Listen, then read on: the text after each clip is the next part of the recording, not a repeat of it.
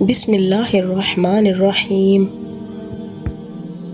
حضرت ابو ہریرہ رضی اللہ تعالی عنہ سے روایت ہے کہ جب حضرت موسیٰ کی موت کا وقت قریب آیا تو موت کے فرشتہ عزرائیل علیہ السلام ان کے پاس آئے اور انہیں اللہ تعالیٰ کی طرف سے پیغام اجل دیا۔ حضرت موسیٰ علیہ السلام نے فرشتہ موت کو تمانچہ مارا جس سے ان کی آنکھ پھوٹ گئی۔ فرشتہ موت اللہ تعالیٰ کے دربار میں واپس آ گئے اور شکایت کی۔ اللہ تعالیٰ نے فرشتہ موت کی آنکھ درست فرما دی اور انہیں دوبارہ حضرت موسیٰ علیہ السلام کے پاس بھیجا۔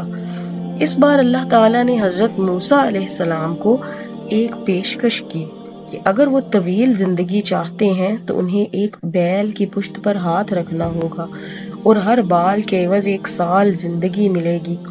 حضرت موسیٰ علیہ السلام نے پوچھا کہ پھر کیا ہوگا؟ جواب ملا کہ پھر موت ہوگی۔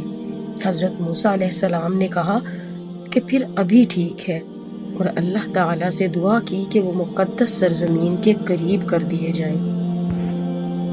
در حقیقت یہ واقعہ ایمان بالغیب کی ایک مثال ہے اور اس کی تفصیلات مختلف علماء نے اپنی کتابوں میں بیان کی ہیں۔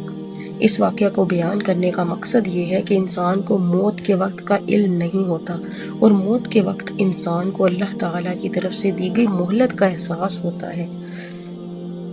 اس واقعے سے یہ سبق بھی ملتا ہے کہ انسان کو چاہیے کہ وہ اللہ تعالیٰ کی مرضی کے سامنے سر تسلیم خم کرے اور موت کو ایک حقیقت کے طور پر قبول کرے۔